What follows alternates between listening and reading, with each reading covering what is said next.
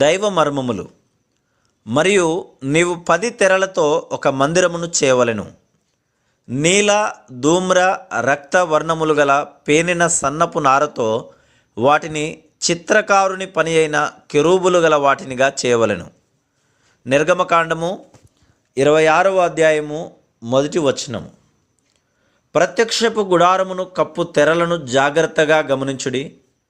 ప్రత్యక్షపు గుడారము యొక్క ప్రక్క పలకలు తుమ్మకర్రతో చేయబడి బంగారముచే పొదిగించబడెను. పైకప్పు తెరలచే చేయబడెను. నిర్గమకాండము 26వ అధ్యాయము 1వ వచనం. ఒకదాని మీదనొకటిగా 4 తెరలు మందిరం యొక్క పైకప్పుగా నుండెను. అడుగుననున్న తెర పొడవు 28 మూరలు. ఇది పేనిన సన్ననారతో చేయబడి ఉండెను. అయితే ఇదంతయు ఒకే ముక్కగా నుండక 28 మూరల పొడవును 4 మూరల వెడల్పును కలిగిన 10 తెరలు ఒకదాని ప్రక్కన ఇంకొకటి చేర్చి కలపబడి ఒక పెద్ద తెరగా ఏర్పడెను. నిర్గమకాండము 26వ అధ్యాయము 1-6 వచనములు. ఈ 10 విడి తెరలు 5 వేరుగాను మరొక 5 వేరుగాను ముందు కూర్చబడి పిమ్మట ఈ 2 కూర్పులను కలపబడెను. ఇవన్నీ ఒకదానితోనొకటి చేర్చబడుటకు నీలి నూలు కొలుకులను బంగారు గుండీలను ఉపయోగించబడెను. ఇట్లు ఇవన్నీ ఒక పెద్ద తెరగా చేయబడి మందిరం మీద పైకప్పుగా వేయబడినప్పుడు అన్ని వైపులా క్రిందికి కూడా వ్రేలాడెను.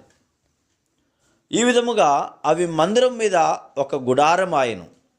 ఆ సన్న నారలో నీల, ధూమ్ర, రక్తవర్ణములు గల నూలు పేనబడెను.